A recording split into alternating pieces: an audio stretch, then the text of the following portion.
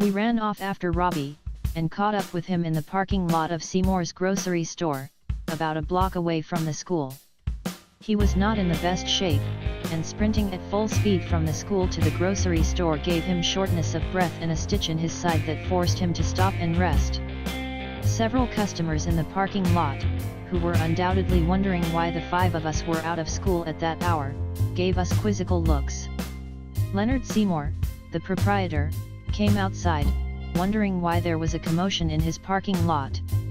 "Mr. Leonard," Robbie said in a panic-stricken voice, "something bad is happening. My mom is not in the garden. Jackie's missing. Mrs. Carolyn's not at the shop, and Mrs. Linda," his vocal cords, paralyzed by terror, stopped functioning mid-sentence. "Ginger Wells," Mr. Leonard said, suddenly wide-eyed with alarm. "She didn't show up this morning, and she's always so dependable. She didn't even call in. What's going on?" "We don't know, but there are some people missing. All women," I told him, struggling to keep my composure. It occurred to me a few seconds earlier that everyone who was missing was a woman. That could not possibly be a coincidence. Remembering that I still had Robbie's cell phone, I finally made that call to Uncle Andy at the station. "Uncle Andy, something's going on," I began. "I know that, son. We have an emergency. I can't talk now. Why aren't you in school?" Uncle Andy said irritably. "Uncle Andy, there are women missing." "I'm aware of that, Elliot. Get back to wait."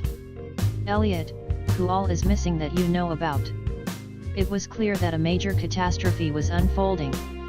Barbara Jenkins, Carolyn Holcomb, Jackie Stein, Linda Kenfield, Sarita Velasquez, Carrie Shields, and possibly Ginger Wells, I told him.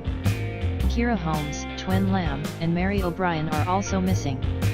And now Cynthia Harrison just walked in, so either Dawn, Courtney, or both, he told me. I could hear the feeling of helplessness in my uncle's voice. The sense of dread in me was growing exponentially. "Uncle Andy, I think I should come to the station," I said hesitantly. "Why? Is there something else?" Uncle Andy was frantic. "Did you talk to Mom and Aunt Jill?" I asked evasively. "Yes, they're still at the house," Uncle Andy probed further. "Elliot, is there something else I need to know?" It was time to deliver the bad news. I would not have been able to avoid doing so for too much longer. "Yes," I said quietly. "Stephanie is also missing." "Oh, shit, no." Uncle Andy yelled as he hung up the phone loudly in my ear. I turned my attention to Tommy. "You said Kendra called you this morning," I asked. "Where is she?" "In Atlanta. A client called her for an emergency meeting. Some famous rapper needs an engagement ring to propose to his girlfriend," he answered. My next phone call was to Liza. "Robbie?" she asked as she picked up. "No, it's Elliot," I said. Even though I had been with Liza in class that morning, hearing her voice was sweet relief. "Elliot, where the hell are you?" "The principal's having a cow because Mrs. Dietrich didn't show up," Liza informed me. "Do you know who else isn't at school?" I asked. "School-wide, I don't know. In this class, Natalie Pacelli is absent." "Elliot, what's going on? Why are so many people missing?" Liza's voice was edgy.